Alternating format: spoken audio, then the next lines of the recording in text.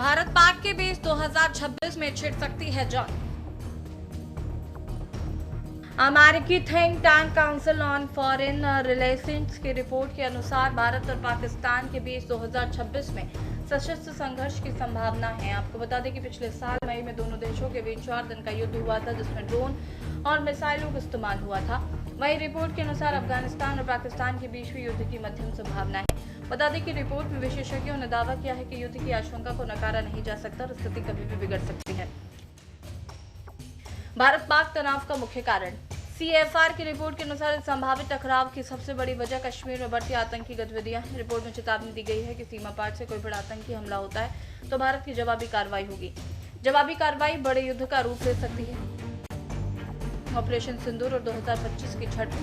अप्रैल 2025 में पहलगाम में हुए आतंकी हमले में 22 नागरिक मारे गए थे। इसके जवाब में भारतीय सेना ने पाकिस्तान और POK में आतंकी बुनियादी ढांचे को नष्ट करने के लिए ऑपरेशन सिंदूर चलाया था। मई 2025 में दोनों देशों के बीच ड्रोन और मिसाइलों से 4 दिनों तक गोलीबारी हुई थी, जिसके बाद संघर्ष विराम हुआ।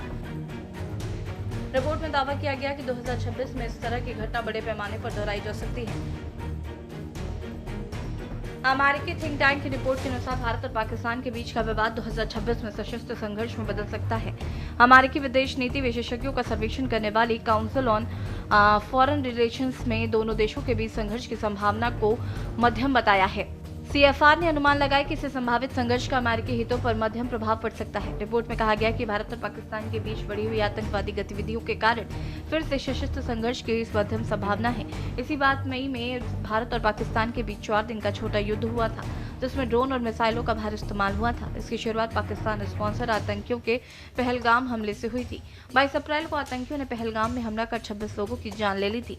इस हमले में जवाब में भारत ने पाकिस्तान और पाकिस्तान के अवैध कब्जे वाले कश्मीर में आतंकियों और उनके ठिकानों को टारगेट करते हुए ऑपरेशन सिंदूर शुरू किया था। जवाब में पाकिस्तान ने भी हमले किए थे, लेकिन जिनमें से अधिकतर नाकाम रहे। 4 दिनों के युद्ध के बाद पाकिस्तान ने युद्ध विराम का आह्वान किया था, लेकिन शहबाज शरीफ और सेना प्रमुख आसिम मुनीर की हाइब्रिड सरकार इस युद्ध को लेकर डींगे हाँकती रही।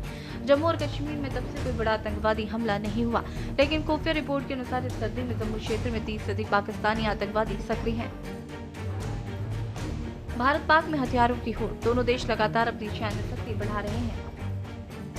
पाकिस्तान चीन और तुर्की से नए ड्रोन और एयर डिफेंस सिस्टम खरीदने के लिए बातचीत कर रहा है।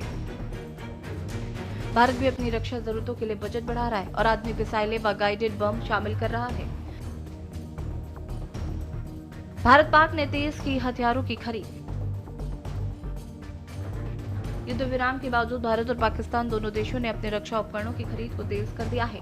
भारत की रक्षा अधिग्रहण परिषद ने हाल ही में 79,000 करोड़ की drone, air to air missile और गाइडेड बमों की खरीद को मंजूरी दी है। इसी तरह पाकिस्तान ने तुर्की और चीन के साथ नए ड्रोन और एयर डिफेंस सिस्टम की खरीद के लिए बातचीत शुरू की।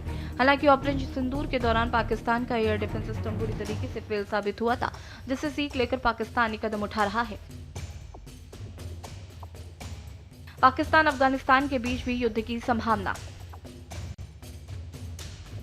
आपको बता दें कि CFR रिपोर्ट में एक और पाकिस्तानी युद्ध का जिक्र है। रिपोर्ट के अनुसार 2026 में अफगानिस्तान और पाकिस्तान के बीच युद्ध की संभावना है। हालांकि इसका अमेरिकी हितों पर कम प्रभाव होगा। रिपोर्ट में कहा गया कि सीमा पार से बढ़ते चरमपंथी हमलों के कारण अफगानिस्तान और पाकिस्तान के बीच फिर से सशस्त्र संघर्ष की मध्यम संभावना है। यही बताया जा रहा है कि रिपोर्ट का मकसद अमेरिकी सांसदों की संभावित संघर्षों के हॉटस्पॉट के बारे में जानकारी देना और उनकी कार्रवाई के लिए गाइड करना है। रिपोर्ट में संघर्षों को 3 श्रेणियों Tier 1, 2 और 3 में बांटा गया है। इसमें यह देखा गया है कि कौन सा संघर्ष सशस्त्र संघर्ष में बदलने की संभावना रखता है और अमेरिकी हितों पर उसका क्या प्रभाव पड़ सकता है। संभावना और प्रभाव को उच्च, मध्यम और कम के रूप में आंका गया है। कहा जा रहा है कि अगर दक्षिण एशिया के इन 2 परमाणु संपन्न देशों के बीच युद्ध होता है तो इसका अमेरिकी राष्ट्रीय सुरक्षा और अंतर्राष्ट्रीय स्थिरता पर गहरा असर पड़ेगा। रिपोर्ट में सुझाव दिया गया है कि अमेरिका को इस क्षेत्र में कूटनीतिक दखल बनाए रखना चाहिए। बहरहाल रिपोर्ट अमेरिकी विदेश नीति विशेषज्ञों के एक सर्वे पर आधारित है। हालांकि ये एक चेतावनी है, लेकिन इस बात पर जोर देती है कि कश्मीर और सीमा पर आतंकवाद के मुद्दे अभी भी दक्षिण एशिया के लिए सबसे बड़ा खतरा बने हुए हैं। कश्मीर में सीमा पर आतंकवाद दशकों के भारत में के लिए एक बड़ी सुरक्षा चुनौती है। 2025 की हालिया घटनाओं 2026 की रिपोर्टों के संदर्भ में इसका स्वरूप अब और अधिक तकनीकी और घातक हो गया है। अब आतंकी संगठन ऐसे युवाओं का उपयोग कर रहे हैं जिनका कोई पिछला आपराधिक रिकॉर्ड नहीं होता। ये आम नागरिकों की तरह रहते हैं और हमला करने के बाद वापस आने अपने सामान्य जीवन में लौट आते हैं, जिससे उन्हें पकड़ना मुश्किल हो जाता है। वहीं आतंकी अब चीन द्वारा निर्मित एन्क्रिप्टेड संचार प्रणालियों और ऐप्स का प्रयोग कर रहे हैं। इससे भारतीय सुरक्षा एजेंसियों के लिए उनके संदेशों को ट्रैक करना कठिन हो गया है। फिलहाल सीमा पार से हथियार, नशीले पदार्थ और आईडी की सप्लाई के लिए ड्रोनों का बड़े पैमाने पर इस्तेमाल किया जा रहा है। स्पेशल डेस्क के न्यूज़ इंडिया।